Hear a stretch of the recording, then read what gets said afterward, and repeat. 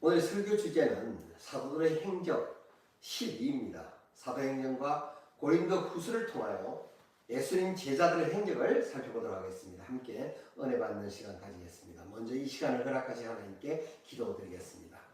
말씀을 잘 배워서 저희들이 나약한 심령이 성령님의 은혜로 믿음이 굳게 성장하여 행하는 믿음으로 나아가길 소망드립니다.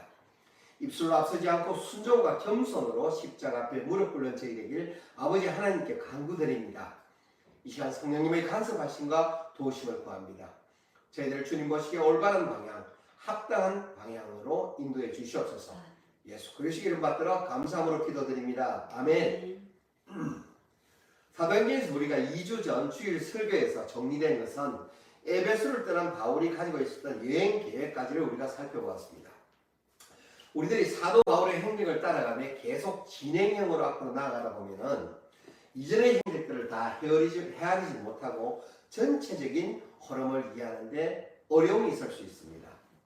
그러기에 이번 주일은 다시 한번 전체적인 바울의 선교 여행에 대해서 줄거리를 되짚어보고 이후의 바울의 선교 여행을 살펴보도록 하겠습니다. 오늘 저희가 살펴볼 고린도 후서의 내용은 조금 긴 시간을 요합니다. 성도님들의 인내의 시간이 하나님께는 영광임을 알고 함께 하도록 하겠습니다. 에베소 사역에 대한 정보는 사도행전과 고린도 전후서에 모두 나와 있습니다. 사도행전에 다 나와 있지 않다고 이미 말씀을 드렸습니다. 사도행전에서 바울의 사역을 전하는 사각지대가 있습니다. 따라서 이러한 부분들을 살펴보기 위해서 우리는 그동안 사도행전과 고린도 전후서를 넘나들며 사도들의 행적을 살펴보았습니다. 이러한 에베소 사역의 사각지대를 충족시켜주는 정보가 고린도 전후서에 있는데 고린도 후서를 이해하기 위해서는 먼저 고린도 전서를 이해해야만 됩니다. 왜냐하면 고린도 전서에는 교회의 문제점들과 바울의 앞으로의 여행 계획이 나와 있기 때문입니다. 에베소에서 바울은 내가 오순절까지 있겠노라 라고 여행 계획을 다 잡아놓았는데 계획대로 되어지지 않았다는 거죠. 그러다 보니까 고린도 후서는 에베소에서 쓰여지지 않고 마게도냐로 건너가서 고린도 후서가 쓰여졌습니다. 고린도 후서만 가지고는 에베소의 사역과 계획과 연루되어 있는 이야기들을 모두 다 이해할 수는 없습니다. 바울은 계획이 있었음에도 불구하고 고린도 후서를 마게도냐에서 쓸 수밖에 없었던 이유와 에베소를 떠나게 될 수밖에 없었던 이유, 이런 것들을 우리가 고린도 전후서를 다 봐야 이해할 수 있습니다. 이미 이전 주일에 고린도 전서를 충분히 살펴보았기에 오늘은 고린도 후서를 살펴볼 예정입니다. 먼저 에베소 교회 개척 중 고린도 교회가 말썽을 피우지만은 그 말썽을 피우는 가운데 바울이 계획에도 없었던 고린도를 한 번도 방문한 일이 있었습니다. 바울이 계획에도 없는 고린도 교회를 방문할 만큼 그러한 말썽들이 고린도 후서를 경험하면 거의 다 정리가 된 듯해 보입니다. 1, 2, 3차 선교여행을 마무리한 후 드디어 로마 제국을 밟습니다. 어찌되었건 바울의 계획은 로마로 가는 겁니다. 그러나 마지막 최종 목적지가 로마가 아니고 로마를 거쳐서 다시스, 즉 스페인으로 가는 게 바울의 목적이었습니다. 고린도로 들어갔다는 얘기는 이전까지 있었던 고린도의 문제가 해결되었다는 것을 우리는 유추할 수 있습니다. 문제가 해결되지 않고서는 고린도 교회로 바울이 들어가는 것은 사실상 어렵습니다. 3차 선교여행을 시작할 때의 목적은 에베소 교회를 개척하는 것과 더불어 또 하나의 중요한 목적은 예루살렘 성도를 위한 헌금을 걷는 것이었습니다. 헌금을 걷어서 예루살렘 교회에 보내는 것으로 이방인 선교에 대한 열매를 보여주는 것이 바울의 3차 선교여행의 목적이었습니다. 그렇다면 고린도 교회에서도 헌금을 걷어야만 했습니다. 서로 사이가 좋고 서로 간에 어떤 유대관계가 있고 화목한 가운데서도 사실 돈 얘기는 힘든 거잖아요. 물론 내가 쓰겠다고 돈을 달라는 건 아니었지만 그럼에도 불구하고 헌금을 걷는다라는 얘기는 사실 민감한 얘기입니다. 바울은 고린도 교회에 들어가서 헌금 얘기까지 하면서 마지막 1, 2, 3차 여행을 마무리했다라는 얘기는 고린도 교회와 바울 사이에 있었던 어떤 반목과 질시와 그런 갈등의 문제들이 해소됐다라고 우리는 이해할 수 있습니다. 그러한 내용을 고린도 후서를 보면 알 수가 있습니다. 고린도 후서 안에 바울의 감정들이 녹아있음을 우리는 살펴볼 수 있습니다. 성도 여러분, 우리가 현재 살펴보고 있는 성경의 부분들은 서신서입니다. 예언서도 아니고 묵시도 아닙니다. 이 부분은 오랜 시간에 걸쳐서 신학자들의 연구에만 알아낼 수 있는 그런 모호한 내용들이 아니라는 겁니다. 그냥 편지입니다. 편지는 학식이 있거나 내가 많이 배웠거나 안 배웠거나 영향을 크게 받지도 않고 누가 읽어도 그 내용이 대부분 이해되어지는 것이지, 편지가 무슨 기묘한 뜻을 담고 있어서 연구를 해야만 그 뜻을 알 수 있는 것이 아니기에 다른 성경 목록과는 다르게 서신서는 그 속에 어느 정도 감정이 내포되어 있음을 알 수 있습니다. 여러분, 편지 써보면 있잖아요. 알잖아요. 밤에 쓴 편지와 낮에 쓴 편지가 다르잖아요. 옛날에 연애 편지 써보신 분들은 아실 텐데 밤에 쓴 편지들은 대부분 쓰레기통에 들어간단 말이죠. 감정이 충만해가지고 썼기 때문에, 그러다 보니까 편지 내용에 감정이 녹아들어가 있어서 낮에 그것을 읽어보면 유치한 부분들이나 또는 감정 표현이 너무 직설적이다, 그렇게 표현돼서 무하게 느껴진다는 거죠. 바울도 마찬가지입니다. 편지를 쓸 때 일단 본인의 어떤 목적하에 편지를 썼겠지만 그럼에도 불구하고 본인의 좋은 기분이라든지 나쁜 기분이라든지 서운한 기분이라든지 화난 기분이라든지 이런 것들이 편지 내용에 어느 정도 녹아있기 마련입니다. 서신을 보내는 사람의 감정을 느끼기 위해서는 우리는 먼저 서신 작성자의 상을 알아보는 게 좋습니다. 이러하기에 우리는 성경에서 바울과 그의 동역자들의 여정을 따라가 보는 겁니다. 어떻게 해서 여기를 빠져나오게 됐는지, 왜 여기를 건너가게 됐는지, 이걸 알아야 서신서 작성자의 감정이 우리한테 잘 전달되지 않겠습니까? 그래서 우리가 창세기부터 요한계시록까지 성경을 쭉 한 통으로 꿰는 것도 매우 중요하지만 각각의 성경 목록마다 그것들이 쓰여지고 기록으로 남게 된 과정들을 확인을 함으로써 전달자의 감정을 우리가 읽을 수 있는 것도 매우 중요합니다. 그래서 우리가 1차 선교여행은 어디를 돌아서 왔고 2차 선교여행은 어디를 가다가 막혀서 어디를 가다가 유럽으로 건너갔다. 그래서 어디쯤 갔을 때 어떤 이유로 편지가 쓰여졌다. 이런 것들을 여러분들이 인식을 하고 있어야 서신서를 이해하는데 큰 도움이 된다는 겁니다. 어찌됐든 오늘 살펴볼 내용은 바울은 자유인 타이든 결국은 로마 땅을 밟게 된다는 것입니다. 중간에 자처진행이 어떻게 됐든 간에 결론적으로 바울은 자기가 목표했던 로마로 들어갈 수 있게 되었습니다. 그러나 사도로서의 어떤 선교여행 여정 속에서 로마를 밟은 것이 아니라 죄인의 신분으로 배를 타고 로마로 후송이 된 겁니다. 만약에 그냥 그가 걸어갔다면 돌아서 육로로 해서 배 타고 또 갈아타고 그렇게 거쳐서 가야 되는데 오히려 바울이 계획했던 것보다 더 빠르게 신속하게 배를 타고 단번에 로마로 갈 수 있게끔 그렇게 되었다는 겁니다. 그것은 바울이 원해서라기보다는 열방을 향한 하나님의 뜻이 있었기 때문이라 여겨집니다. 에베소를 떠난 이후의 바울의 선교여행 경로를 잠시 우리가 살펴보겠습니다. 에베소를 떠난 이후에 고린도에 들어갔다가 헌금을 걷어가지고 바로 배 타고 와도 되는데 그렇게 하지 않고 다시 육로를 따라서 돌아왔습니다.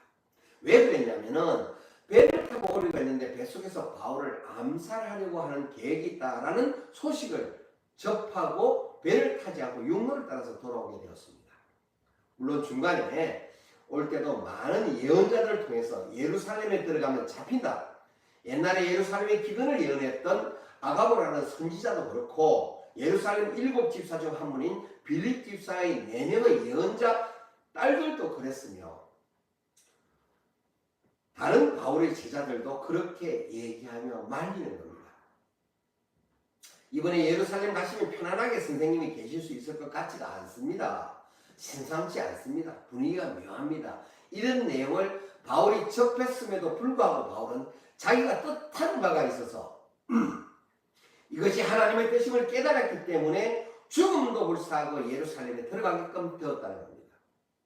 결국은 예루살렘에 들어가서 죄인의 신분으로 로마로 압송되어 가게 되는 여정까지 오늘 살펴보게 될 겁니다. 일단 에베소를 왜 떠났냐면은 에베소에서 데메드리오 폭동 사건이 있었습니다. 아데미 여신상을 만들어서 팔아서 먹고 살던 수입이 짭짤했던 데메드리오라는 사람이 바울이 전하는 복음 때문에 수입이 줄었단 말이죠. 그래서 사람들을 선동해서 폭동을 일으키려고 했으나 로마의 관원들이 그를 말렸습니다. 바울이 설교하는 것은 집시법 위반도 아니고 아데미 여신에 대해서 어떤 모욕도 준 것도 아니며 바울이 이렇게 선포하고 다닌다고 해서 아데미의 도시가 그 이름을 잃어버린 것도 아니기 때문에 너희들이 지금 식별을 할 만한 명목이 없다. 그러면서 오히려 여기서 사건을 일으키고 분란을 일으킨다면 이건 로마로부터 오히려 우리가 질책을 받아야 되는 일이기 때문에 너희들은 흩어져야 마땅하다. 그래서 이게 큰 사건으로 벌어질 것 같았지만은 그냥 수그러들고 맙니다. 그러나 그럼에도 불구하고 바울은 계속 거기 있을 수가 없었다는 겁니다. 바울이 에베소를 떠난 것은 자기가 처한 그러한 위험을 피해버리고 떠난 면도 있었지만은 또 하나는 두 번째 고린도를 방문했을 때의 문제 때문에 바울이 세 번째 가기로 약속을 해서는 가지 못하고 대신에 편지를 썼다고 했잖아요. 그 편지를 가지고 왔던 사람이 디도인데 디도가 그 편지에 대한 답장을 가지고 내가 에베소를 떠나서 드로아쯤 가면 만날 거라는 기대를 가지고 에베소를 떠났던 모양입니다. 바울이 에베소를 떠나서 마게도냐로 들어갈 건데 마게도냐로 들어가서 디도를 만나고 고린도 교회의 소식을 듣고 난 이후에 고린도를 향하여 다시 쓴 편지가 고린도 후서입니다. 고린도 후서를 쓰고 난 이후에 약간의 시간을 두었다가 고린도 교회를 바울이 방문합니다. 왜 시간의 틈을 두었냐면은 헝벙거들 여유 시간을 준 것으로 여겨집니다. 헝벙거들 여유 시간과 고린도 후서를 보내놓은 시간이 있으니까 그래서 편안한 마음으로 고린도 교인들의 얼굴을 볼 수 있도록 그런 시간을 두느라고 조금 시간의 틈을 두었다가 고린도 교회로 바울이 들어갑니다. 그 고린도 교회에 들어가서 3달 동안 유하며 고린도에서 겨울을 보냅니다.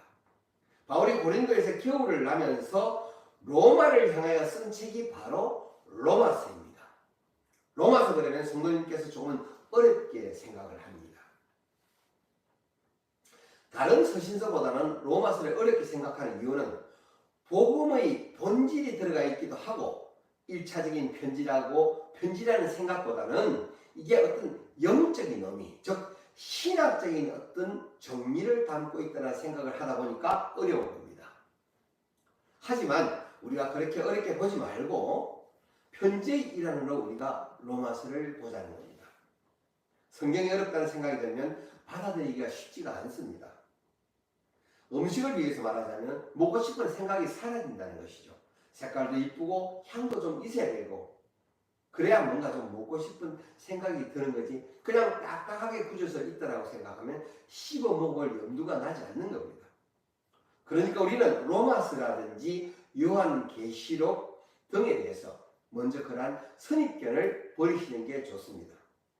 예언서도 그랬잖아요. 예언서가 조금 부담스러운 책이었지만 우리가 읽어보면 딱히 그렇게 어려운 책이 아니었단 말이죠.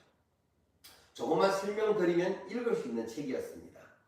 마찬가지로 로마서라든지 요한계시록도 성도 여러분들이 좀 더 쉽고 편하게 접할 수 있도록 제가 도와드릴 겁니다. 자, 쉽게 우리가 한번 접근해 보겠습니다. 먼저 무슨 내용을 바울이 쓰고 싶어 했는지 먼저 그 내용을 살펴볼 거고요. 드디어 로마서를 쓰고 나면 결국은 1차, 2차, 3차 선교 여행은 마무리를 지은 겁니다. 이제는 예루살렘으로 돌아가는 것만 남은 겁니다. 마무리는 물론 수리아, 안디옥까지 와야 마무리지만은 이번 여행에 있어서의 마무리는 수리아, 안디옥까지 왔다 나오는 게 아니고 예루살렘으로 갔다가 로마로 가는 게 목적이니까 수리아를 종결점으로 볼 게 아니란 말이죠. 예루살렘으로 들어가는 게 목적이니까 일단 3차 선교여행의 최종 목적은 고린도에서 다 이룬 것으로 이해가 됩니다. 고린도 교회의 문제도 해결됐죠. 헌금도 다 거뒀죠. 헌금 사절단들 다 모였죠. 그러니까 이제는 고린도에 모여있는 모든 사람들과 함께 헌금을 가져다가 예루살렘 교회에 가져다 주고 로마로 가는 게 목적이란 말이죠. 그래서 예루살렘까지 가는 스토리도 우리가 한번 살펴볼 겁니다. 또한 예루살렘에 갔다가 예언자들의 예언대로 체포당한 이후에 로마까지 가는 바울의 선교 여정도 간략하게 살펴보려고 합니다.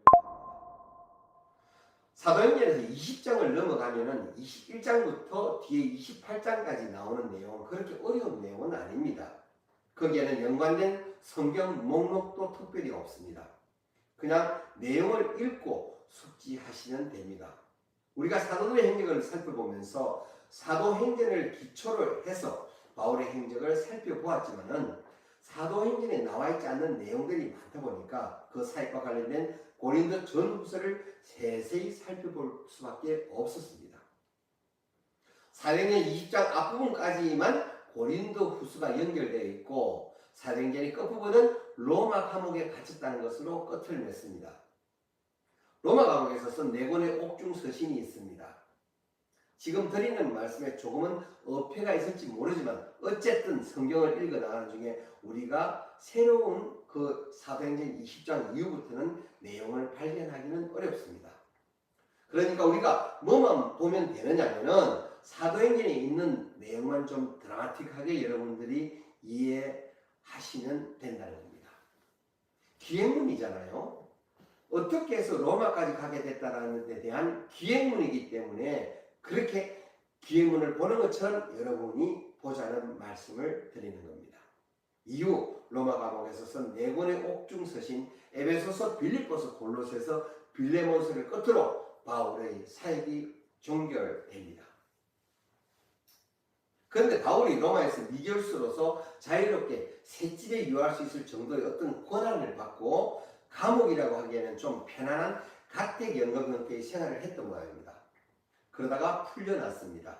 잠시 풀려난 동안에 바울은 가만히 쉬는 것이 아니라 4차 선교여행을 계획하고 떠났습니다. 4차 선교여행 중에 썼던 책이 디모데전서와 디도서입니다.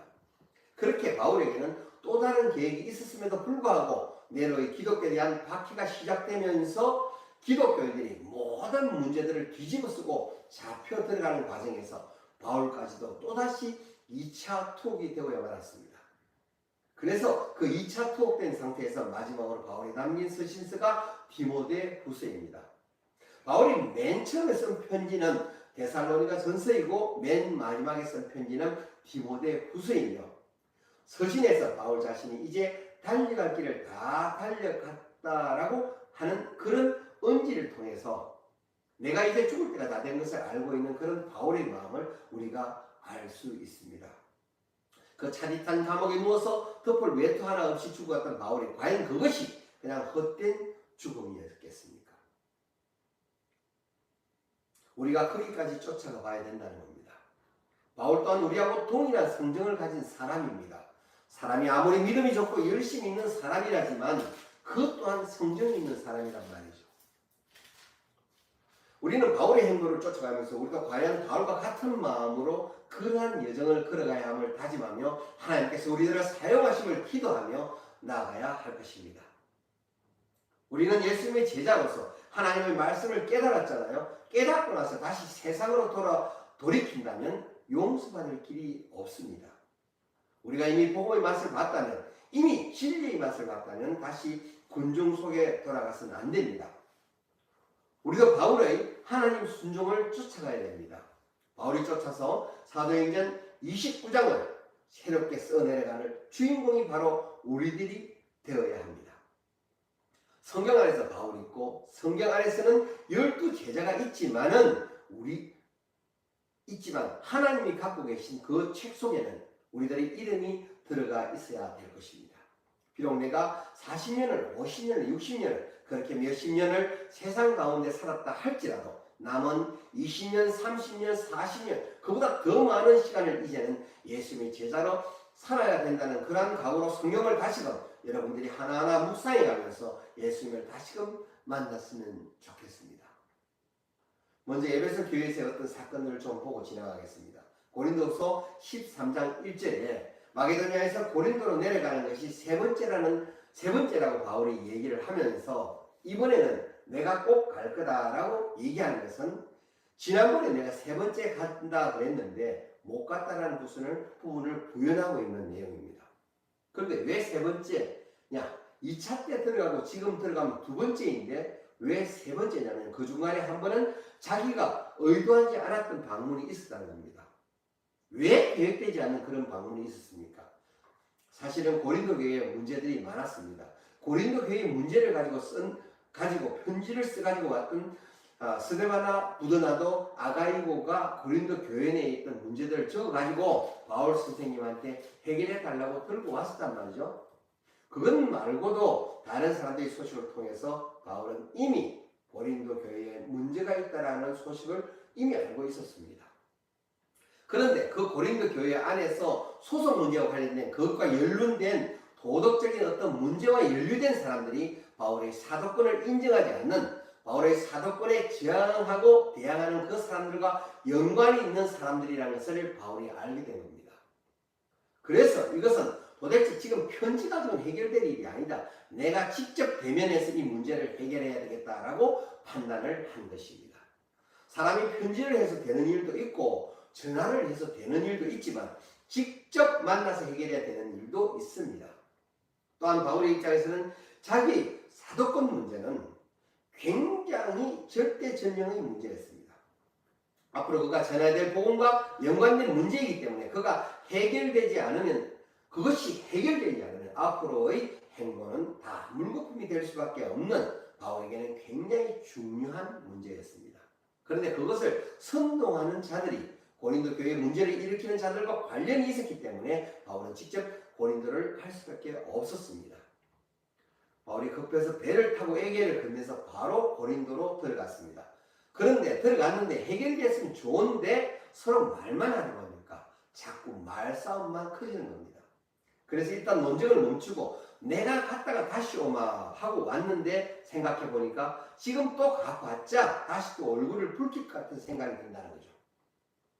그러니까 바울이 고린도 교회의 방문을 취소한 것은 무슨 감정의 문제라든지 자존심의 문제라든지 그게 아니었습니다. 이런 문제가 계기가 돼서 복음 안에 서야 될, 신앙적으로 바로 서야 될 고린도 교인들의 신앙적인 삶이 정립되지 않은 것으로 인해서 다시 대인될 문제들에 대해서 걱정을 했기 때문에 바울이 건너가지 않은 겁니다. 그들을 사랑하기 때문이라고 성경에서는 기록하고 있습니다. 내 자존심 상하는 게 문제가 아니라 너희들이 바로 세워져야 되는데 이 문제 때문에 너희가 쓰러질까 봐서 내가 너희들에게 가지 않고 대신에 내가 눈물로 편지를 썼다. 그런데 그 눈물의 편지를 들고 온 사람이 디도였습니다. 고린도전서는 디모데가 가지고 왔습니다. 그런데 디모데에게 또다시 편지를 보낼 수가 없었습니다. 왜냐하면 디모데는 눈물이 많은 사람입니다. 디모데를 우리가 눈물의 종이라고 부릅니다. 바나바도 사랑이 많은 사람이고 착한 사람이지만 디모데는 더한 사람입니다. 고린도가 만만치 않은 사람들이 많은, 일종의 잘난치 하고 대먹지 않은 사람들이 많았던 도시였습니다.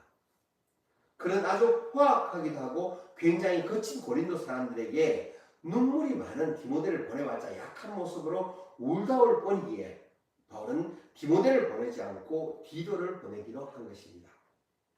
딱 부러지고 아주 그냥 뭐랄까 그냥 사람이 눈만 봐도 눈썹이 진한 데다가 눈도 부리부리한 데다가 뭔가 욱하고 얘기할 수 있는 그런 사람, 그러니까 똑같은 편지라도 그것을 누가 가져가서 전달하느냐에 따라서 영향력이 다르다는 겁니다. 그러니까 바울도 그 사람들의 성향에 따라서 편지 전달자를 선택해서 보냈던 것 같습니다. 그래서 디모데를 보내지 않고 디도를 통해서 편지를 보내놨는데 그 디도 편지 기다리다가 바울이 목이 빠졌죠. 그런데다가 데메드리오 폭동사건이 일어나면서 에베소를 떠나서 드로아까지 가면 만날 줄 알았는데 드로아까지 갔는데도 디도를 만날 수가 없는 겁니다. 그런데 지난번에는 드로아를 거쳐갈 때 복음을 전하지 못한 게 안타까웠는데, 그러나 지금은 드로아에 들어갔을 때 많은 사람들이 이미 복음을 받아들일 준비를 하고 있고 집회 준비를 하고 있었단 말이죠. 바울 선생님 오셨다고 그럼에도 불구하고 바울은 마음의 준비가 되어 있지를 않았습니다. 여러분 생각을 한번 해보세요. 각자의 사역이 있지만 함께 나눌 수 있는 것도 각자의 마음이 편안해야 나눌 수 있습니다. 가정에서 대판 싸우고 그리고 사역의 현장에서 무슨 말씀을 전하겠어요. 본인이 가지고 있는 문제들이 다 해결이 된 상태라야 복음도 수월하게 전달될 수 있는 거란 말이죠. 드로아에서 복음의 문이 열렸으나 전달하지 못한 것은 디도로부터는 답장을 받지 못했기 때문입니다. 그래서 바울은 내가 나중에 오마 내가 다음에 와서 복음 전할게. 그러고 나서는 드로아에서 배를 타고 유럽으로 건너간 겁니다. 드디어 마케도니아에서 디도를 만났습니다. 얼마나 반갑겠어요. 얼마나 얼굴 보는 것도 반가웠겠지만은 그가 디도에게 들려보낸 편지에 대한 영향력이 있었는가 아니면 오히려 그것이 역효과를 내가지고 이 사람 못 믿을 사람이네 해버리고 그냥 등을 져버렸으면 어떻게 될 것인가. 바울은 그게 걱정인 거죠. 바울에게 제안했던 문제들이 얼추 해결은 된 듯 하면서도 아직은 찜찜해하는 문제들이 조금은 남아있다는 것입니다. 따라서 바울이 고린도후서를 쓸 때 내가 이 소식을 기다렸다가 내가 얼마나 가슴이 졸였는지 드로아에서 복음의 문이 열렸는데요. 내가 전하지 못할 정도였다. 그래서 내가 여기 마게도냐에 왔는데 디도를 여기서 만나서 얼마나 위로받았는지 모른다라고 말을 하고 있습니다. 그러면서 바울 자신에 대한 어떤 신뢰성 문제에 대해서 자기 변정적인 설교를 편지로 써 내려가는 내용을 고린도후서가 담고 있습니다. 자, 앞부분을 제가 쭉 좀 길게 설명을 드렸습니다. 그런데 저희들이 주일 설교를 통해서 이렇게 설교를 쭉 이어왔지만은 이 부분을 한번 정리를 하고 고린도후서로 넘어가는 게 좋을 것 같아서 제가 좀 길게 설명을 드렸습니다. 이러한 내용을 여러분들이 파악하고 있어야만이 고린도후서 1장의 분위기를 여러분들이 이해할 수 있습니다. 고린도후서 1장에서는 고린도 전서에서는 생각할 수 없었던 위로에 대한 말이 많이 나옵니다. 이러한 과정의 스토리를 모르면 우리가 이해할 수가 쉽지가 않습니다.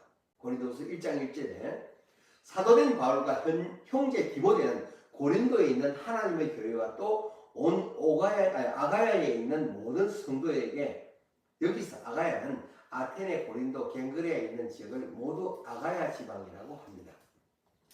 그 아가야 지방에서 편지하는데 사도 바울과 디모데가 같이 있다는 것을 알 수 있습니다. 이러한 성경의 내용을 통하여 그런 정보를 우리가 얻을 수 있는 겁니다. 디모데가 마게도냐 지방에 바울과 같이 머물고 있습니다. 고린도 교회에서 이번에는 디도를 보내놨습니다. 디모데는 안 보냈단 말이죠. 그렇다면 디모데가 고린도 전서를 전달해주고 돌아와서 바울과 같이 있다가 아마도 에베소를 떠날 때 바울과 같이 떠난 모양입니다. 고린도후서 1장 3절에 찬송하리로다. 왜 찬송을 하느냐면 위로의 하나님이시기에 내가 찬송하리로다 라고 합니다. 고린도후서 1장 4절에 우리를 위로하사 하나님께 받은 위로로서 모든 환난 중에 있는 자들은 능히 위로하게 하시느니라. 고린도후서 1장 5절에 우리가 받은 위로도 그리스도로 말미암아 넘치는도다. 이러한 위로의 말씀이 계속 있다는 거죠. 고린도후서 1장 9절에 우리는 우리 자신이 사형 선고를 받은 줄 알았다. 왜냐하면 이 소식을 기다리느라고 가슴이 졸여가지고 그랬다는 겁니다. 그런데 다행히 이런 소식을 디도를 통해서 듣고 나니까 기쁘다 이 말입니다. 위로를 받았다 이 말입니다. 고린도후서 1장 9절 말미에 하나님만 의지하게 하심이라. 결국은 내가 염려하고 걱정했던 것은 기우였다는 겁니다. 즉 내가 쓸데없는 걱정을 했다는 겁니다. 하나님은 결국 하나님의 일을 하시는데 우리가 괜히 걱정했구나라는 이야기를 하면서 자기가 위로받은 것에 대한 감사함을 바울은 전하고 있습니다. 그런데 고린도후서 1장 12절부터는 감사하다는 얘기를 하면서 조심스럽게 고린도 교회에 있었던 문제들에 대해서 또한 고린도 교회에서 지금 자기들이 웅성거리고 있는 바울에 대한 어떤 신뢰성 문제에 대해서 바울이 조금씩 운을 띄우고 있습니다. 후서 1장 12절에 내용을 들어가기 전에 제가 하나를 말씀드릴 것이 있습니다. 뭐냐면은 지난번에 눈물로 쓴 편지는 분실됐다고 했죠. 내용이 뭔지 모르나 눈물로 썼으면서도 음악에 쓴 편지로 기록이 되어 있는데 당시 바울이 고린도 교회에 보낸 서신의 내용은 너희들이 이래야 되겠느냐, 너희들이 어떻게 나의 사도권을 감히 의심하느냐 이러면서 막 써서 보냈단 말이죠. 그때는 바울 자신이 흥분을 했었는데 서신을 딱 보내고 나니까 자기가 걱정이 됐단 말이에요. 그만큼 음하게 본인의 감정을 나타낸 편지 내용이었습니다. 그러나 그것이 내가 사랑으로 썼기 때문에 눈물로 썼다고 기록되어 있단 말이죠. 그런데 그런 눈물로 쓴 편지가 어떤 내용을 정확히 담고 있는지는 모르겠지만은 고린도 후서를 보면 약간 애매한 부분이 있습니다. 뭐냐면 사도 바울이 자기의 어떤 그 풀리지 않는 의혹에 대한 변정을 이야기하면서 그 얘기를 한 다음에 고린도 후서 8장부터는 본격적인 선교행의 목적인 연보 얘기를 합니다. 즉 헌금 얘기를 시작한단 말이죠. 그런데 헌금 얘기를 하고 나서 고린도 후서 10장부터는 굉장히 음하게 자기 사도직에 대한 변론을 시작합니다. 안 하던 자기 자랑을 막 해가면서 내가 그렇게 못난 놈으로 보이느냐, 나도 너희들이 그렇게 존경하는 유대 그 선생님들만 못지않다, 나도 배울 만큼 배웠다는 이런 내용들을 쭉 이야기해 나갑니다. 연보, 즉 돈 얘기를 한 다음에 이런 음한 얘기인 자기 사도권에 대한 어떤 자기 변정에 대한 이야기를 음하게 보내놓으면 헌금을 어떻게 걷겠어요? 여러분, 이런 편지 받고 나서 헌금할 기분이 나겠습니까? 야단을 막 쳤는데 이게 바른 말이든 틀린 말이든 기분 나쁠 수가 있잖아요.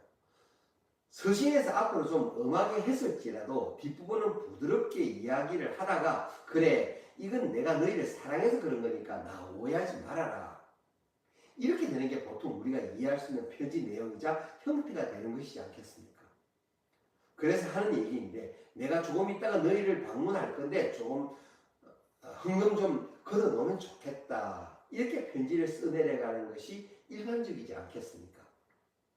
내가 1년 전부터 마게도냐 사람들한테는 얘기해서 마게도냐 사람들도 열심히 그렇게 헌금을 걷었더라, 이런 얘기를 해야 되는데 갑자기 뒤에 와서 엄한 얘기를 한단 말이죠. 이것은 신학자들도 굉장히 애매한 부분인 겁니다. 신학자들도 고린도후서 1장부터 9장까지의 내용과 10장부터 마지막까지의 내용이 왜 이렇게 판약의 분위기가 다른지 결론을 못 내렸습니다. 여기에는 여러 가지 설이 있습니다. 그중 하나는 분실됐다라는 편지가 10장부터 마지막 장까지 나오는 그 내용일 수 있다, 그런 가설이 하나가 있고요. 또 하나의 가설은 고린도후서 10장부터 12장까지의 내용이 고린도후서 1장보다 앞에 나와 있는 내용이다. 왜냐하면 예전의 편지가 어디다 썼냐면 파피루스라는 종이에다 썼습니다. 파피루스는 갈대잎이거든요. 갈대잎을 말려보셨어요? 여러분, 갈대잎이 굉장히 보관이 용이하지가 않습니다. 조금만 습하면 확 곰팡이가 펴버려요. 조금만 건자면 확 부스러져요. 그런데 그러다 보니까 똘똘 마른 종이다 보니까 어느 날 이렇게 부서져서, 그래서 다시 부랴부랴 붙였는데 그게 앞뒤를 반대로 붙여버린 거다라는 얘기가 있습니다. 그런 여러 가지 설과 이야기를 합니다. 그 중에서 가장 신빙성이 있는 두 가지 견해를 제가 말씀드린 겁니다. 하여간 일반적인 편지로 보자면 좀 엉뚱하다 이 말이죠. 내용이 그렇게 연결 상태가 고르지 못합니다. 그러나 중요한 것은 일단 이게 거꾸로 붙였던 이게 눈물로 쓴 지건 이거보다는 우리가 뭘 이해해야 되냐면은 바울이 이야기하고 싶은 것은 사도권에 대한 확정입니다. 변정이란 말이죠. 그러한 내용을 고린도 전서와 후서 내용이 담고 있다는 것. 그렇게 음하게 얘기할 수밖에 없는 상황인 만큼 고린도 교회의 문제들은 그렇게 심각한 문제였습니다. 하지만 이미 앞에서도 말씀드린 것처럼 우리는 이미 그 결론을 알고 있습니다. 고린도 후서를 보내고 난 다음에 바울은 고린도로 들어갔단 말이죠. 거기서 문제가 다 해결됐다라는 얘기고 잘 영전했기 때문에 3개월간의 겨울을 바울이 고린도 교회에 유할 수 있었던 겁니다.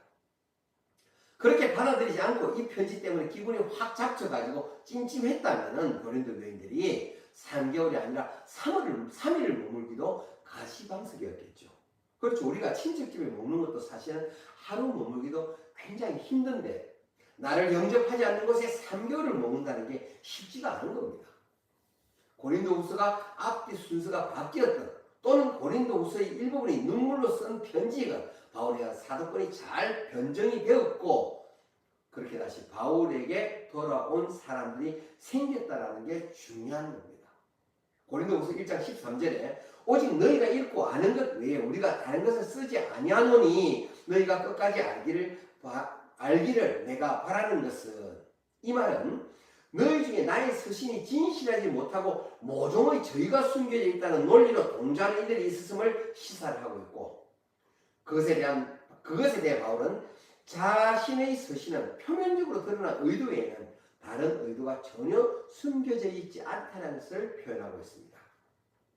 왜 그들이 이렇게 얘기를 하느냐면은 고린도후서 1장 15절로 16절에 내가 이 확신을 가지고 너희에게 두 번 은혜를 얻게 하기 위해서 먼저 너희에게로 이르렀다가 너희를 지나 마게도냐에 갔다가 다시 마게도냐에서 너희에게로 가서 너희의 도움으로 너희의 헌금으로 유대로 가기를 내가 계획했었다.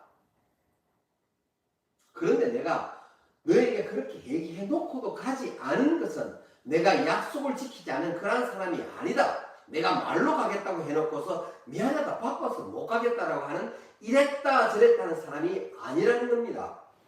고린도후서 1장 17절에 그래서 내가 예예 하면서 아니라 하는 그래서 너희들이 나를 보고 변덕스러운 사람이라고 그렇게 얘기하지 않느냐.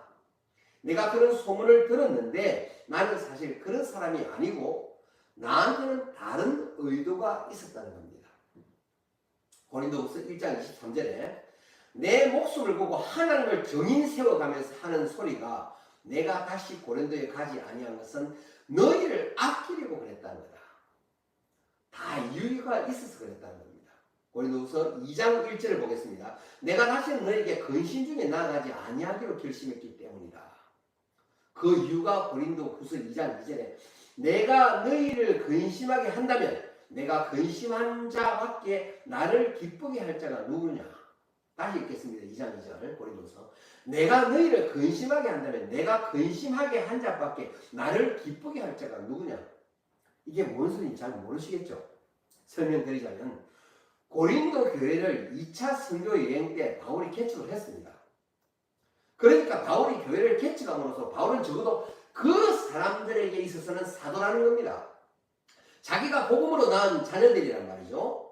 그러면 바울 자신을 기쁘게 할 사람들, 내가 개척한 교회의 사람들이야말로 나를 기쁘게 할 사람들인데 그들과 이런 감정적인 문제가 연루되고 믿지 못할 신뢰의 문제가 연루되어 가지고 사람들과 나 사이에 관계가 틀어진다면 나는 분명 너희들을 통해서 기쁨을 얻어야 될 자임에도 불구하고 내가 너희들을 마음 상하게 함으로써 나에게 기쁨을 주게 될 사람들의 마음을 상하게 해버린다면 내가 누구한테 기쁨을 얻겠느냐 이 말입니다. 제 말씀이 어렵나요? 그래서 내가 너희들에게 나가지 않았다는 것을 바울이 설명하고 있습니다. 내가 기쁨을 너희들에게 받아야 되는데 너희들이 그렇게 마음을 상하게 해버린다면 내가 누구한테 그 기쁨을 받겠느냐. 그래서 그러한 우려 때문에 내가 너희들에게 가지 않았다는 겁니다. 고린도후서 2장 3절에 내가 이같이 쓴 것은 이것은 눈물의 편지를 이야기합니다. 내가 지난번에 쓴 것은 내가 갈 때 마땅히 나를 기쁘게 할 자로부터 도리어 근심을 얻을까 염려하니라. 그래서 내가 가는 대신 편지를 쓴 거다 이 말입니다. 고린도후서 2장 4절에 내가 큰 환난과 애통한 마음이 있어 많은 눈물로 너에게 썼노니 이는 너희로 근심하려 한 것이 아니요 오직 내가 너희를 향하여 넘치는 사랑이 있음을 너희로 알게 하려 함이라. 큰 환난과 애통한 마음이 있어. 여기서 큰 환난이라는 것은 내가 마음이 상했다라든지 내 자존심이 상했다라든지 이런 게 아니라 고린도 교회의 일부 잘못된 사람들이 성도들을 현혹을 시켜서 바울을 믿을 게 못 된다. 그 사람 이랬다 저랬다 하는 사람이다. 이런 것에 현혹이 돼가지고 신앙생활을 온전히 못할까봐 그것에 대해서 바울이 애통해한다는 말입니다. 그런 부분에 걱정이 되어 많은 눈물로 너에게 눈물로 편지를 썼노니, 그런데 이렇게 쓴 것은 내가 너희를 혼내려고 한 게 아니라, 내가 마음이 상해 홧김에 그렇게 한 게 아니라, 이는 너희로 근심하게 하려 한 것이 아니요 오직 내가 너희를 향하여 넘치는 사랑이 있음을 너희에게 알게 하려고 그랬다는 겁니다. 즉 내가 너희를 사랑해서 그렇게 쓴 거다. 매를 때려도 사랑해서 한 거다, 이 말입니다. 회개할 기회를 주기 위해서, 좀 생각할 기회를 주게 하기 위해서 내가 직접 가지 않고 편지를 썼다라는 것이죠. 여러분, 편지는 굉장히 좋은 능력이 있습니다. 왜냐하면 정리를 하잖아요. 일반적으로 쓰는 편지를 한 번에 처음부터 단필로 쫙 써가지고 바로 우표 딱 붙여가 보내는 분이 거의 없습니다. 내가 쓰는 편지를 읽고 지울 거는 지워가면서 결국에 마지막에 딱 정리를 해서 누구한테 보내잖아요. 내 자녀에게 보내든 내 애인에게 보내든 친구에게 보내든, 예전에 여러분들도 편지 쓸 때 읽고 또 정리해서 보낸단 말이죠. 그러다 보면은 내가 섣불리 감정적으로 얘기할 것도 조금 잘라내고 둥그렇게 해서 보낼 수 있는 능력이 생긴단 말이죠. 그런 부분에서 편지는 굉장히 좋은 것 같습니다. 현재는 뭐 카카오톡 이런 게 있어가지고 문자가 있고 이래가지고 금방 내 감정이 전달돼서 어떤 때는 메시지 보내고 나서 후회할 때도 있는 것 같습니다. 갔다고 카카오톡은 지워지지도 않잖아요. 조금 지나면 제일 처음에는 뭐 지울 수 있지만 시간이 좀 지나면 지울 수도 없잖아요. 또한 수신자가 보고 나면 지울 수도 없잖아요. 고린도후서 2장 5절에 나를 근심하게 한 자가 있었다는 겁니다.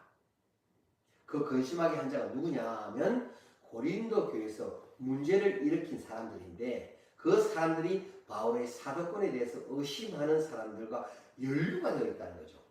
그런 일이 있을 때 적어도 고린도 교회 지도자가 되는 장로라든지 이런 사람들은 당신들 이러면 되나? 고린도 교회가 누가 개척을 했느냐? 바울 선생이 개척하지 않았는가? 근데 이제 와서 당신들이 바울 선생에 대해서 그런 걸 의심하면 되겠느냐? 최소한 이렇게 해야 되는데 그걸 뜯어 말리거나 고쳐줄 위인들이 없다는 겁니다.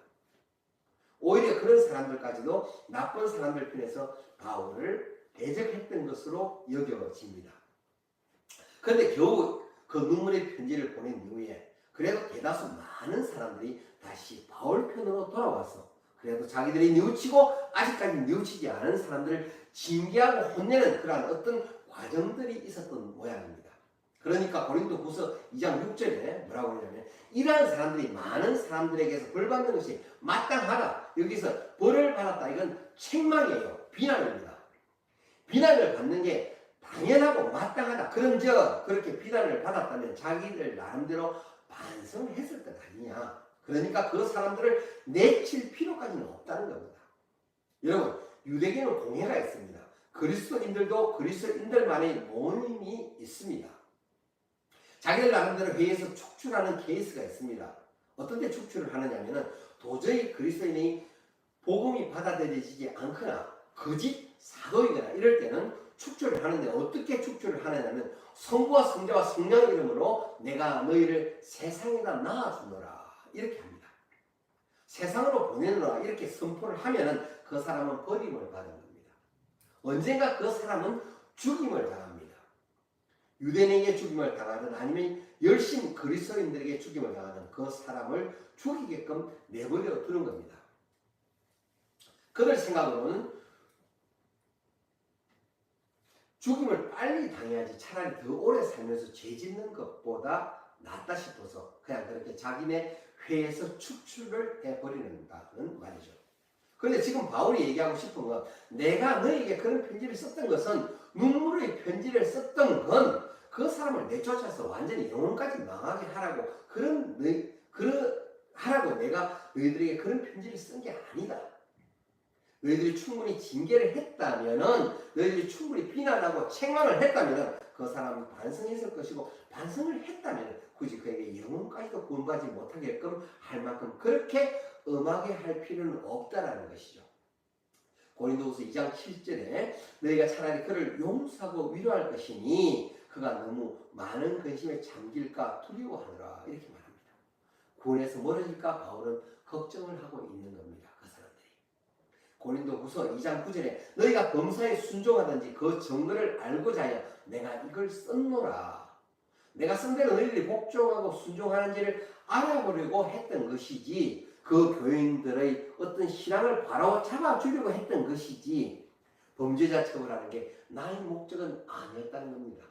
그러면서 사도권에 도전했던 사람을 왜 용서하라고 하는지 그 용서하고 받아들여 주라는 이유가 고린도후서 2장 11절에 이는 우리로 사탄에게 속지 않게 하려 함이라.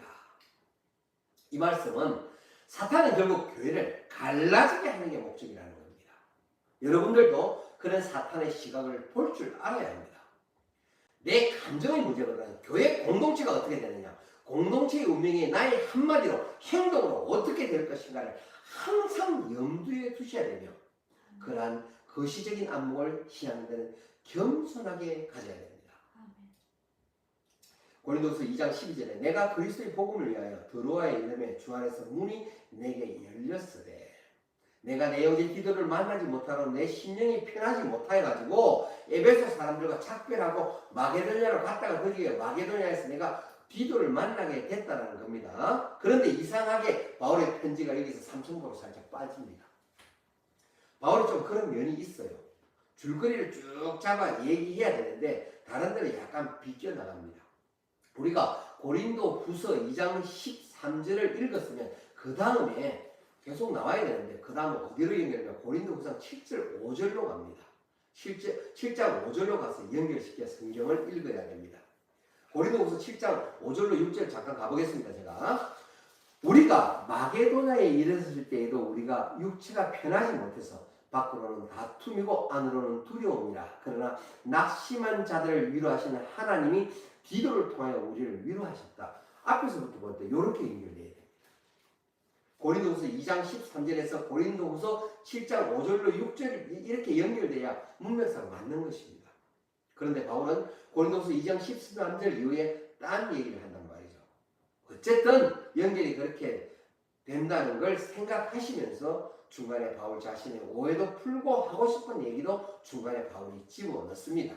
고린도후서 3장 1절에 우리가 다시 자천하기를 시작하였느냐, 우리가 어찌 어떤 사람처럼 천것을 너에게 붙이거나 혹 너에게 막거나 할 필요가 있느냐. 아볼로는 추천서가 있었습니다. 브리스길라와 아굴라가 아볼로에게 성령의 복음을 가르치고 성령의 세례를 가르쳐가지고 추천서를 써서 기도를 해서 안수해서 목회자가 되어있는 고린도 교회로 2차 선교행 과정 중에 파송을 보냈단 말이죠. 정상으로. 아볼로는 추천서를 가지고 고린도 교회에 부임을 했습니다. 그런데 누군가가 아볼로에 대해서 확정해 줄 만한 추천서도 없이 일하느냐라고 하는 겁니다. 그런데 그 얘기에 대해서 바울이 굳이 나의 추천서가 있어야 되겠느냐? 내가 너희 교회를 내가 개척을 했는데 나의 추천서가 왜 필요하냐? 너희들이 바로 나의 추천서다. 왜냐하면 내가 너희를 가르친 대로 너희들이 제대로 신앙생활을 하고 있기 때문에 그것이 내가 제대로 됐다라고 하는 증거 아니겠느냐? 굳이 나의 추천서가 필요하겠느냐? 즉 형식적인 이유로 교회를 어지럽히지 말라는 것이죠. 고린도후서 4장 6절에 어두운 데서 빛이 비치리라 하시는 그 하나님께서 예수 그리스도의 얼굴에 있는 하나님의 영광을 아는 빛을 우리 마음에 비추셨느니라. 이 말씀은 예수님을 통해서 하나님을 안다는 것, 하나님을 예수를 통해서 본다는 바로 그것은 그냥 우연히 되는 일이 아니라는 겁니다. 창조에 버금갈 만큼 굉장히 중요한 일이라는 겁니다. 그것은 우리에게 하나님의 놀라우신 은혜가 임해야만 가능합니다. 고린도후서 4장 7절에 우리가 이 보배를 질그릇에 가졌으니, 오늘 우리가 본문에 읽었죠. 보배가 바로 복음입니다. 그럼 복음이 뭐냐? 예수 그리스도의 죽으심과 부활하심이란 말입니다. 그것을 질그릇에 가졌대요. 우리들은 질그릇입니다. 우리는 잘난 게 아닙니다. 질그릇에 가졌으니 이는 심히 큰 능력은 하나님께 있고 우리에게 있지 아니함을 알게 하려 합니다. 우리가 사방으로 우겨쌈을 당하여도 쌓이지 아니하고 답답한 일을 당하여도 낙심하지 않는 것은 복음의 능력, 우리 안에 담긴 복음의 능력 때문에 그렇습니다. 고린도후서 4장 9절에 박해를 받아도 버림받지 아니하고 꾸림을 당하여도 망하지 않는 것도 복음의 능력으로 그런 것입니다. 고린도후서 4장 10절에 우리가 항상 예수 죽인 것을 몸에 짊어지면 예수의 생명도 우리 몸에 나타내게 하려 합니다. 예수님의 고난을 우리가 함께 경험하게 하는 것은 예수님이 부활하신 것처럼 그 부활 또한 우리가 경험하게 하시려고 그대로 그 길을 가게 하신다는 것이라는 말씀입니다. 고린도후서 5장 14절에 그리스도의 사랑이 우리를 강권하시는도다. 다른 길을 선택할 수 없게끔 하나님이 그렇게 우리를 인도하신다는 겁니다. 우리가 생각하건대 한 사람이 모든 사람을 대신해서 죽었은즉 모든 사람이 죽은 것이라. 이 말씀은 그가 모든 사람을 대신하여 죽으심은 살아있는 자들로 하여금 다시는 그들 자신을 위하여 살지 않고 오직 내 안에 그들을 대신하여 죽었다가 다시 살아나신 이를 위해서 살게 하려고 그 동일한 과정을 겪게 하신다는 겁니다. 고린도후서 5장 17절에 그런즉 누구든지 그리스도 안에 있으면 새로운 피조물이라. 이전 것은 지나갔으나 보라 새 것이 되었도다. 이 말씀은 새로운 피조물인 나는 내 안에 담긴 그리스도가 사는 것이기 때문에 나의 감정은 이미 죽은 것이고 그러므로 나의 감정이나 나의 환경이 지배받지 않고 내 안에 모신 복음, 내 안에 모신 예수 그리스도만 살게 되는데 그 새로운 피조물에게는 하나님이 주시는 직분이 있답니다. 고린도후서 5장 18절에 모든 것이 하나님께로 났나니 제가 그리스도로 말미암아 우리를 자기와 화목하게 하시고 또 우리에게 화목하게 하는 직책을 주셨으니 화목하게 하는 직분을 그 새로운 피조물에게 주셨으므로 여러분의 공동체가 화목하게 되어야고 한다는 것입니다. 여러분, 새로운 피조물이다라는 증거가 바로 그거라는 겁니다. 여러분들을 통해 화목하게 되는 것. 그것은 하나님이 우리에게 강권하시고 명령하시는 말씀이라는 겁니다. 고린도 5장 19절에 이는 하나님께서 그리스도 안에 계시사 세상을 자기와 화목하게 하시며 저희의 죄를 저희에게 돌리지 아니하시고 화목하게 하는 말씀을 우리에게 부탁하셨느니라. 우리를 위해 죽어주신 분이 우리에게 부탁하셨다니 우리는 당연히 해야 되는 일 아니겠습니까? 그것은 또한 뭘 증거를 하느냐면은 내가 새로운 피조물이 됐다라는 내 안에 예수 그리스도가 살아계시다라는 것을 증거하는 것이 된다는 것이죠. 고린도후서 6장 1절에 우리가 하나님과 함께 일하는 자로서 너희를 권하노니 하나님의 은혜를 헛되이 받지 말아라. 이 말씀을 조금 더 넓게 이해하자면은 기회가 언제나 있는 것이 아니다. 기회가 있을 때 잡아야 되지 않겠느냐라는 것이죠. 고린도후서 6장 2절에 2장 6절 말미에 보니까 보라 지금은 은혜 받을 만한 때요. 보라 지금은 구원의 날이로다. 날마다 때마다 그 구원의 기회가 날마다 은혜를 입을 기회가 있는 것이 아니다. 그러면서 7장에 고린도후서를 쓰게 된 목적을 담고 있습니다. 고린도후서 7장 5절로 7절에 우리가 마게도냐에 이르렀을 때에도 우리 육체가 편치 못하고 사망으로 환난을 당하여 밖으로는 다툼이요 안으로는 두려움이라. 그러나 낙심한 자를 위로하시는 하나님이 디도를 나에게 만나게 하심으로 우리를 위로하시고 그가 온 것뿐만이 아니라 그가 너희에게서 받은 그 위로로 너희의 사모함과 애통함과 나를 위해서 열심히 있는 것, 즉 사도 바울을 비난하는 사람들로 인해 돌아섰던 사람들이 다시 바울 편으로 돌아왔단 말이에요. 그런 사람들이 나를 위해서 열심을 갖게 된 것을 알게 되었다는 겁니다. 바울이. 그 열심을 우리에게 보고를 함으로 나를 더욱 기쁘게 하였다라는 뜻을 전하고 있습니다. 그 회개의 소식 때문에 내가 고린도 후서를 쓰게 되었다 이 말이죠. 그러므로 내가 편지로 너희를 근심하게 한 것을 후회하였다. 내가 지난번에는 눈물로 쓴 편지 때문에 내가 근심이 이만저만이 아니었다. 하지만 내가 지금 기뻐하는 것은 너희를 근심하게 한 까닭이 아니라 오히려 너희가 회개에 이른 까닭으로 내가 기뻐한다. 즉 내가 눈물로 쓴 편지 때문에 피차간에 힘들었지만 그 편지가 문제의 해결점이 되었다는 얘기예요. 그래서 내가 감사한다. 그래서 내가 후회하지 않는다는 것이죠. 고린도후서 7장 10절에 하나님의 뜻대로 하는 근심은 후회할 것이 없는 구원에 이르는 회개를 이루는 것이니라. 이 말씀은 반대로 세상 근심은 사망을 이루는 것임을 말하고 있으며 하나님 뜻대로 하는 근심은 근심이라고 해도 우리에게 저주가 임하는 게 아니라 근심 속에 임하는 하나님의 은혜가 있고 고난 중에 임하는 하나님의 은혜가 있다는 것이죠. 우리가 근심이 있어야 생각을 하게 됩니다. 근심이 없으면 생각이라는 작업을 제대로 하지를 않습니다. 눈에 보이는 것에 그냥 즉흥적으로 반응하려고만 하지 그것에 대해 깊이 묵상을 하고 생각하려고 하지 않는다 이 말이죠. 생각하고 머릿속에 정리를 하게 될 때에 다시금 내가 바라보지 않았던 하나님을 바라보게 된다는 겁니다. 고린도후서 7장 11절에 보라 하나님의 뜻대로 하게 된 이 근심이 어떤 결과를 이루어내느냐 너희를 간절하게 하고 변정하게 하고 분하게 했지만 그분이 의로운 분이었다는 말입니다. 두렵게 하고 사모하게 하고 열심히 있게 하고 벌하게 하였다.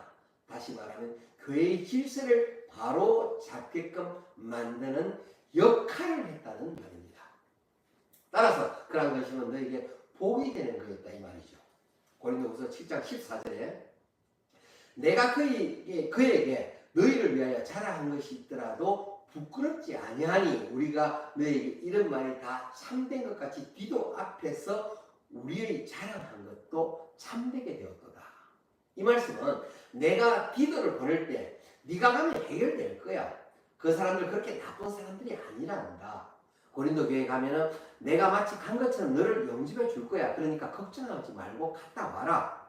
내가 이렇게 얘기를 디도한테 했는데 너희가 마치 나를 영접한 것처럼 디도를 영접했다고 하니 내 말이 그렇게 헛되지 않게 된 것에 대해서 내가 기쁘다라는 마음을 전하고 있는 것입니다. 여러분 외국으로부터 대사가 이 나라에 옵니다. 그럼 그 외교관을 마치 그 나라 전체가 온 것처럼 대우를 해줍니다. 그것처럼 파송된 자를 대우한다는 건 곧 파송한 자를 대우하는 것과 동일한 거기 때문입니다. 성경에 포도원 주인이 타국에 갈 때 일을 맡긴 종에게 주인이 종을 보내도 죽여버리고 주인이 아들을 보내도 죽여버렸다는 것은 누구에 대한 대적이냐면 그것은 포도원 주인에 대한 그 종들의 대적이란 말이죠. 그런데 디도를 그렇게 후하게 영접을 했다는 것은 나를 영접함이라는 것에 대해서 내가 너무 기쁘다 이 말이에요. 즉 내가 너무 보람되게 얘기한다 이 말이죠. 그래서 기쁘고 고맙다는 얘기를 하고 있는 겁니다. 그런 말미에 바울이 고린도후서 8장에 연보 얘기를 하고 있습니다. 바울이 연보 얘기를 하기 전에 우리가 고린도후서 10장의 내용을 먼저 보고 8, 9장으로 돌아오겠습니다. 이게 조금 있죠. 아까 말씀드렸죠. 매끄럽지 못하다고. 10장의 내용은 지금 제목이 뭐라 나오냐면 바울이 자기의 사도직을 변호하다라고 나와요. 그런데 오늘 설교 앞부분에서 말씀드린 것처럼 고린도 교인들이 바울에 대한 오해가 있었단 말이죠. 온다 해놓고 안 오는 사람, 이런다 해놓고 저런다 하는 그런 사람, 이렇게 오해가 있는데 지금 또 다른 오해가 뭐였냐면 그거 말고 또 다른 오해가 뭐였냐면 고린도후서 10장 1절에 너희를 대면하면 유순하고 떠나 있으면 담대한 나 바울은 그것은 자기가 얘기하는 게 아니라 나에 대해서 너희들이 그렇게 평가하고 있다는 겁니다.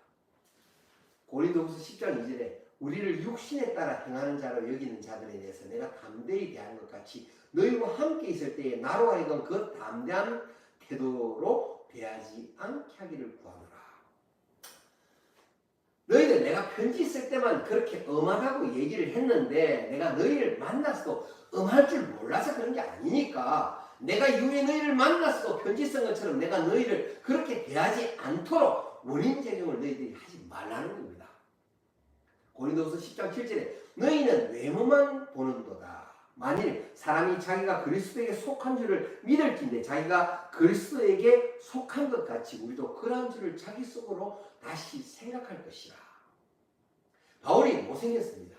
그런데 하나님이 내게 주신 권세는 내 외모하고는 상관이 없는 권세가 주어졌다. 이것은 너희가 그리스도인이라면은 이 바울과 나의 동역자들이 당연히 그리스도의 사람임을 너희가 마음속으로 깊게 다시 생각해라 하는 말씀입니다. 따라서 고린도후서 10장 8절에 주께서 주신 권세가 있는데 그 권세는 너희를 무너뜨리라고 하신 것이 아니요 세우리고 하신 것이니 내가 이에 대해서 지나치게 자랑해도 부끄럽지 않다는 겁니다. 고린도후서 10장 9절에 이는 내가 편지들로 너희를 놀라게 하려는 것까지 생각하지 않게 하려 함이라. 내가 너희를 겁주려고 이러는 것이 아니라는 겁니다. 고린도후서 10장 10절에 그들의 말이 또 뭐라고 하느냐. 그의 편지들은 무게가 있고 힘이 있는데 그가 몸으로 대할 때는 약하고 그 말도 시원치 않다 한다. 이 말은 고린도 교인들이 바울을 보고 편지는 잘 쓰는 것 같은데 만나보면 버벅된다 이 말입니다. 그런데 그것에 대해서 바울은 뭐라고 하느냐. 인정을 합니다. 고린도후서 11장 6절로 잠깐 가보겠습니다. 내가 비록 말에는 조라나 지식에는 그렇지 아니하니 이것을 우리가 모든 사람 가운데서 모든 일로 너희에게 나타내었노라. 그래 맞다. 너희 말이 맞아. 내가 비록 말에는 좀 부족하다. 그러나 지식에는 내가 그렇지 않다.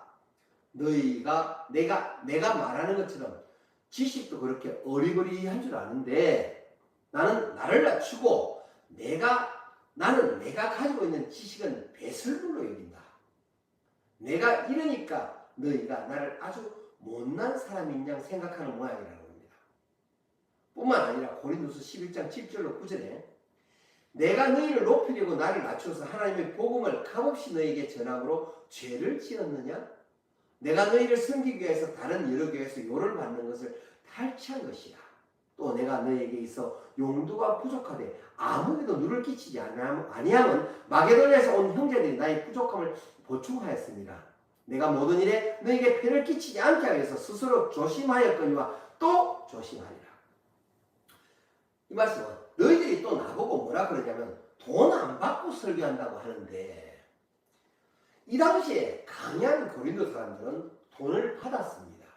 그런데 왜 바울은 돈을 안 받냐 이 말이죠. 그들은 돈을 안 받아도 욕을 먹어요.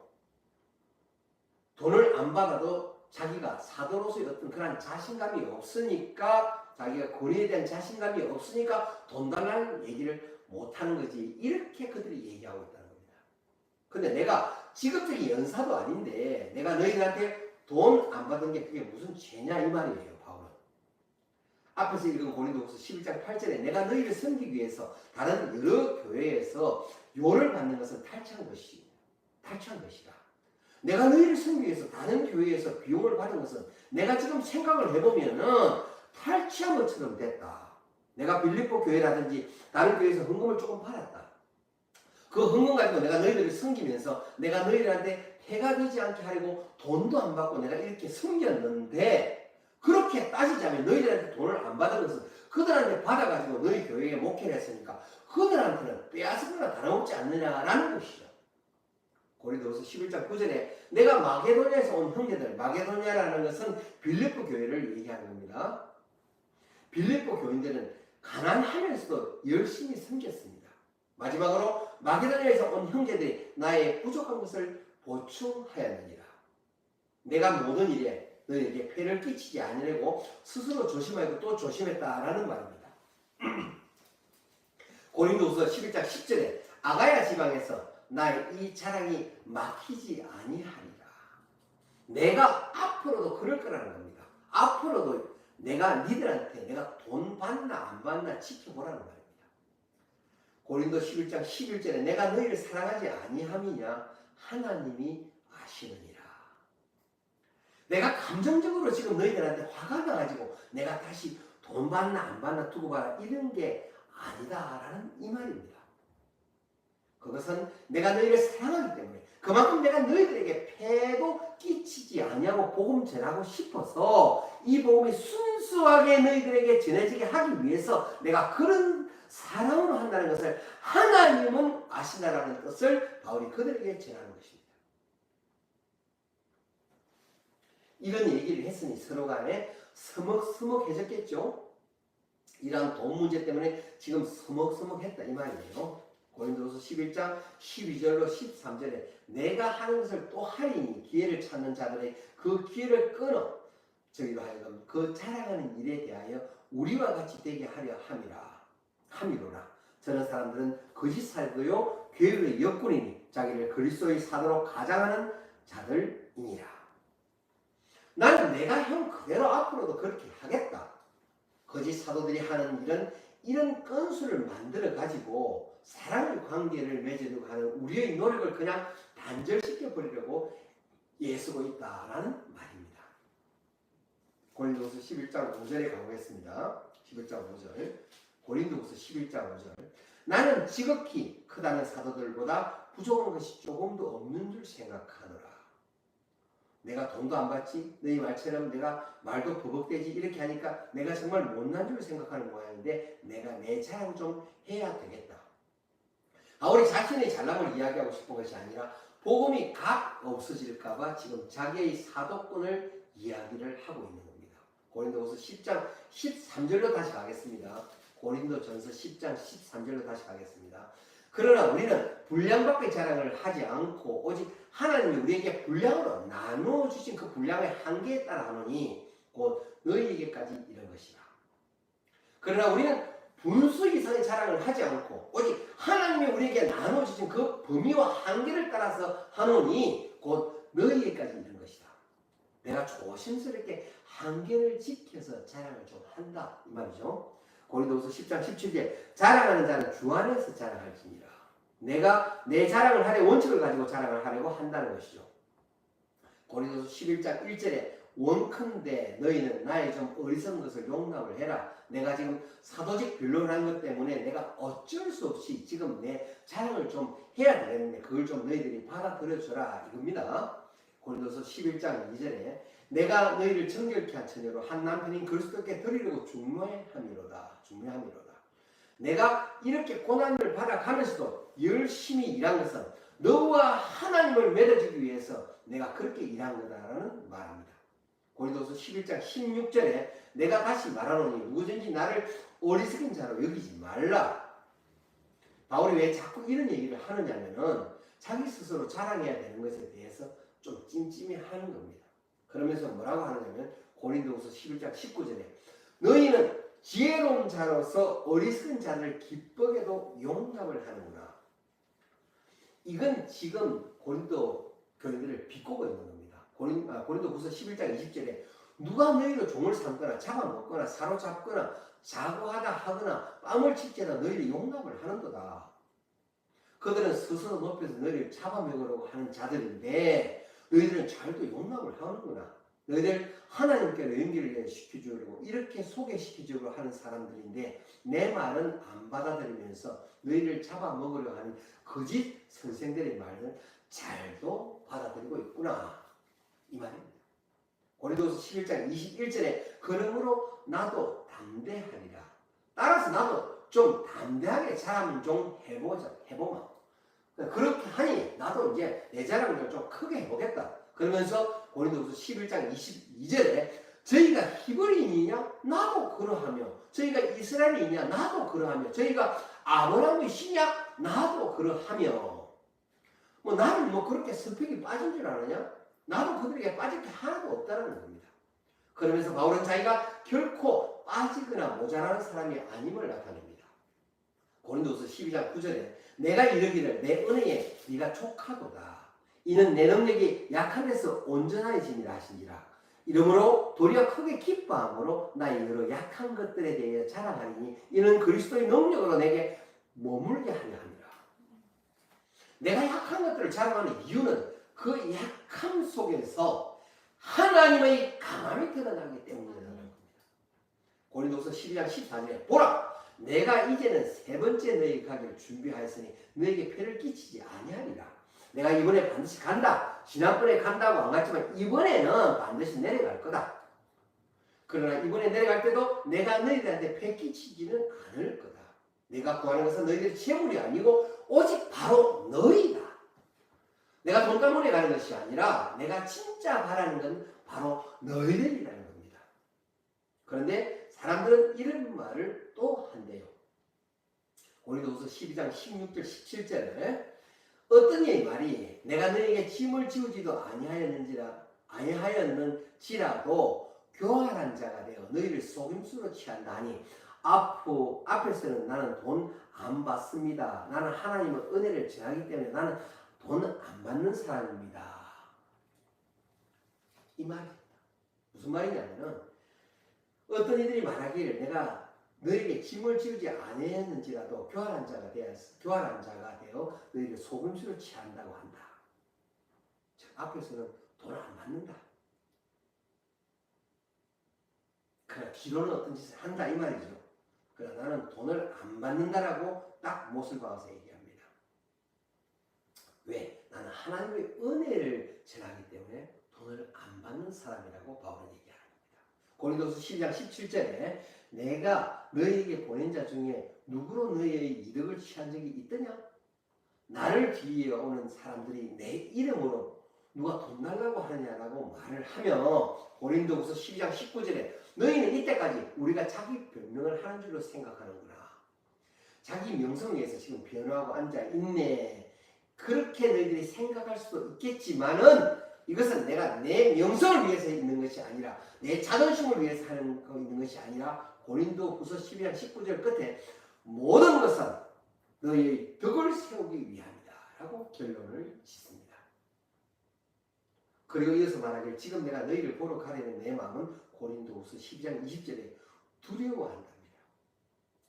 너희가 내가 원하지 않는 것 같이 보일까봐 두렵고 다툼과 시기와 분쟁과 당짓는 것과 비방과 수군거림과 거만함과 혼란이 있을까봐 두려우며 고린도후서 12장 21절에 하나님께서 나를 너희 앞에서 낮추실까 두렵고 내가 전에 죄를 지은 여러 사람이 그 행한 바 더러움과 음란함과 호색함을 회개하지 아니함 때문에 슬퍼할까봐 두렵다고 합니다. 이 말은 내가 가서 이런 꼴을 볼까봐 두렵다는 겁니다. 고린도후서 13장 1절에 내가 이제 세 번째 너희들에게 가리니 두세 정인의 입으로 말마다 확정하느니라. 반드시 간다. 내가 가고야 말겠다. 그런데 이번에 갈 때는 고린도후서 13장 2절에 두 번째 대면하실 때와 같이 전에 죄지은 자들과 그 남은 모든 사람들에게 미리 말을 하노니 내가 다시 가면 이번에는 용서하지 않겠다. 왜 용서하지 않느냐면 고린도후서 13장 3절에 그리스도께서 내 안에서 말씀하시는 증거를 너희가 구하니라. 이 말은 너희가 하나님이 보냈다며 그리스도의 사람이라며 그리스도의 사도라며 그러면 그 증거를 보여내봐라. 이렇게 얘기하는 그들을 내가 용서하지 않겠다는 것. 의심하는 자들을 용서하지 않겠다는 겁니다. 고린도후서 13장 5절에 너희는 믿음 안에 있는가? 너희 자신을 시험하고 너희 자신을 확정해봐라. 나를 의심했다면 나만 의심하지 말고 너희 스스로 한번 돌이켜봐라. 너희들이 제대로 가고 있는지 이 말씀이시죠. 고린도서 13장 10절에 그러므로 내가 떠나 있을 때 이렇게 쓰는 것은 지금 여기는 마게도냐 빌립보 쪽에서 서신을 쓰고 있단 말이죠. 그러므로 내가 떠나 있을 때 이렇게 쓰는 것은 대면할 때 주께서 너희를 넘어뜨리려고 하지 않고 세우려 하여 내게 주신 그 권한을 따라 음하지 않게 하려 함이라. 즉 너희들이 내 편지를 받고 자세 고치는 게 좋을 거다라는 것이죠. 안 그러면 내가 다시 너희들을 맞을 때 너희들과 내가 대면을 할 때 만약에 그렇게 고쳐지지 않았다면은 나에게 주신 권세를 가지고 너희들을 징계할지도 모르니까 제대로 하는 것이 좋을 거다. 그렇게 얘기하고 있는 겁니다. 앞에서 설명드린 것처럼 서신의 내용 순서가 매끄럽지 않기에 고린도후서 8장 1절로 다시 잠깐 가보겠습니다. 고린도후서 8장 1절입니다.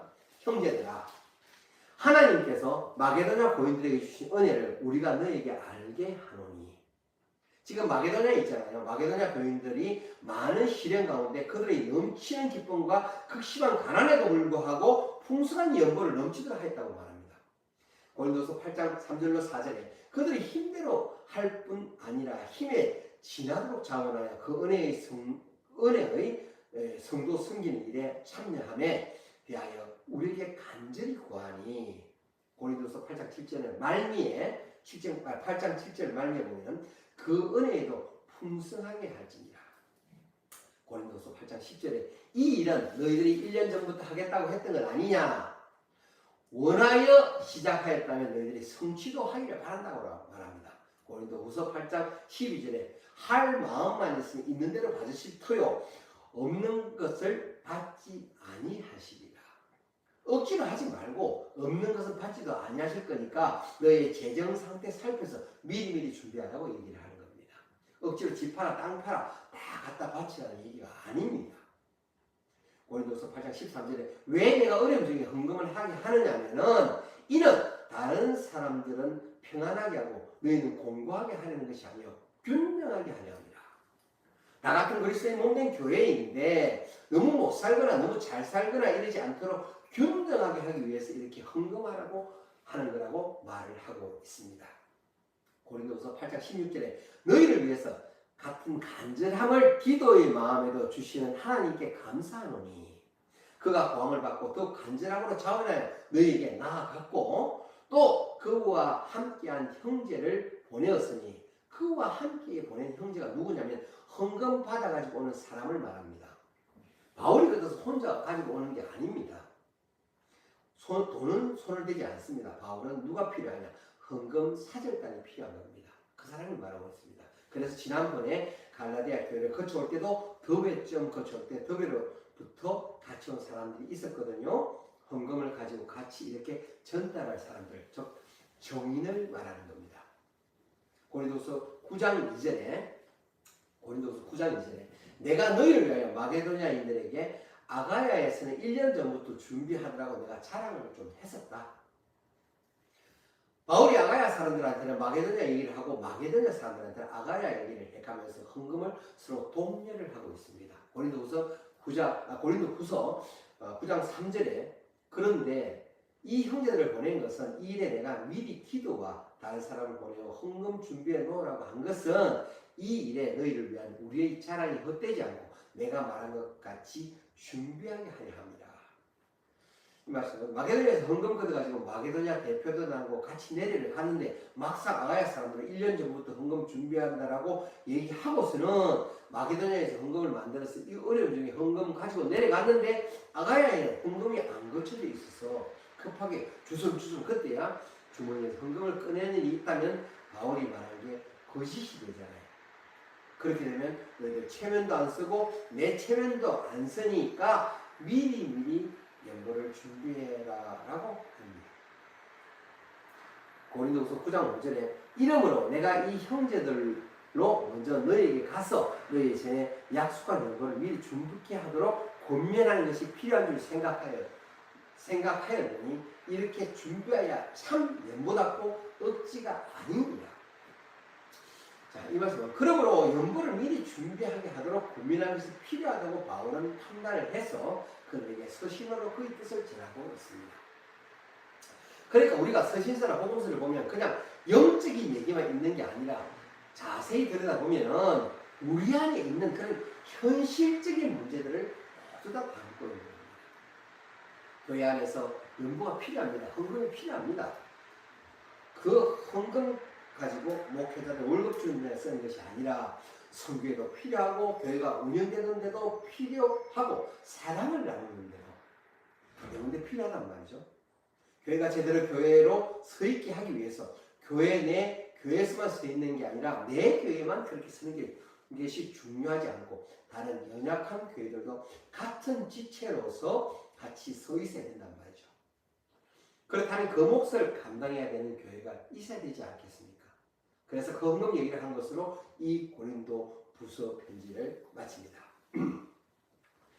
사도행전 20장 1절을 잠시 가보겠습니다. 고린도후서를 쓰던 이 배경이 어디였느냐? 소요가 그침에 바울이 제자들을 불러 고난 후에 작별하고 떠나 마게도냐로 가니라.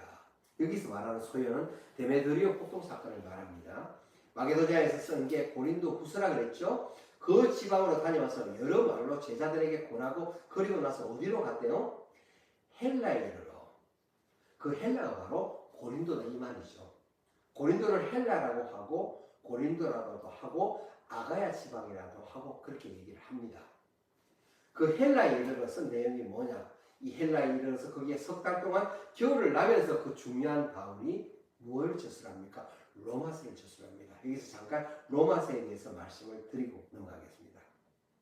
사도행전 20장 3절로 돌아오겠습니다. 20장 3절. 우리가 로마서를 살펴볼 때에 로마서를 쓰는 이러한 배경을 좀 알고 성경을 읽으셔야 합니다. 로마서 편지를 쓸 때 상황이 어떤 상황이냐면 일단 고린도 문제는 해결된 상황입니다. 그렇죠? 해결됐으니까 바울이 고린도 교회로 왔겠죠. 해결된 상황에서 그 다음에 1, 3차 선교 여행도 지금 마무리가 되고 있는 시점입니다. 3차 선교 여행을 마무리한 다음에 바로 로마로 가는 것이 아니라 예루살렘으로 헌금을 갖다 주는 일을 하려는 계획을 갖고 있습니다. 그리고 나서 로마로 가기로 했습니다. 로마가 최종 목적지가 아니고 스페인으로 가는 게 목적이라고 말씀드렸죠. 그런 여행 계획을 가지고 바울은 로마서를 쓸 준비를 하고 있다는 겁니다. 그러면 우리가 로마서를 볼 때 두 가지를 먼저 생각해 봐야 됩니다. 로마서에는 편지를 쓰는 목적이 두 가지인데요. 한 가지는 뭐냐면 나를 너희들이 스페인으로 파송을 해주기를 원한다. 즉 후원교회가 되어주길 바라고 원한다는 얘기를 하고 싶은 게 한 가지 목적이고요. 두 번째 목적은 성경에 나오지는 않지만 바울이 지금 예루살렘을 갔다가 어떤 위험에 처할지는 모릅니다. 많은 예언자들과 자리 문제가 된다고 얘기를 했잖아요. 중간에 그가 죽을 수도 있단 말입니다. 그러나 세상 끝까지 하나님의 복음을 전파되어야 한다는 것이 하나님의 뜻이라면 비록 내가 가지 못할지라도 이제 여기 헬라어권은 복음이 다 전파되고 스페인어권에만 전파하면 되는데 바울 생각이 좋거든요. 내가 만약에 스페인 지역을 못 가서 복음이 전파되지 않는 것을 걱정을 하며 내가 못 가더라도 비록 내 몸이 못 가더라도 복음은 전달될 수 있도록 편지를 미리 쓰는 것입니다. 그러다 보니까 로마서는 복음에 대한 정립을 명확하게 하고 있습니다. 복음이라는 건 무엇이며 복음으로 구원받은 사람들은 어떻게 살아야 되는 것이냐 이런 것들을 캐리그마 우리 이전에 사상 부분에서 캐리그마와 디다케를 제가 말씀을 드렸습니다. 캐리그마는 원칙의 원리를 말하는 것입니다. 그 원칙과 그 원리와 본질과 그 본질의 내용과 거기에 따른 디다케 즉 실천 윤리에 대해서 로마서는 적고 있습니다. 물론 모든 책이 캐리그마와 디다케를 다 담고는 있습니다. 하지만 특별히 로마서는 바울 자신이 못 갈 수 있다는 상황 하에서 좀 더 제대로 명확하게 정립을 해놨기 때문에 그것을 우리가 어떤 영적인 신학적인 의미로 해석하다 보니까 어려움이 있지만 그럼에도 불구하고 그 가치가 굉장히 뛰어난 책입니다. 사도행전 20장부터는 바울이 예루살렘으로 가서 야고보를 만나고 바울이 잡히는 과정입니다. 또한 바울의 변호와 그가 회심하여 하나님의 사도가 된 이야기를 전하고 있습니다. 이후 바울이 벨릭스 총독 앞에 서게 되며 바울에 대한 고수와 바울의 변호가 이어지며 바울이 감옥에 갇히게 됩니다. 이후 바울이 가이사에게 상소를 하여서 아그리파 왕 버니게 앞에 서게 되는데 아그리파 왕과 버니게 앞에 서게 되는데 벨릭스의 배려로 변명의 기회를 가집니다. 이러한 어려운 과정에서 바울은 아그리파 왕에게 전도를 하려고 합니다. 바울은 드디어 로마로 압송됩니다. 하지만 배가 폭풍우를 만나 부서지게 되고 바울과 그를 호송하던 병사들은 멜릴의 섬으로 피신을 합니다. 이러한 과정에서도 독사가 바울의 손을 무는 사건이 있었지만은 아무 탈 없음과 바울에게 안수로 사람의 병 고치는 표적을 그가 행합니다.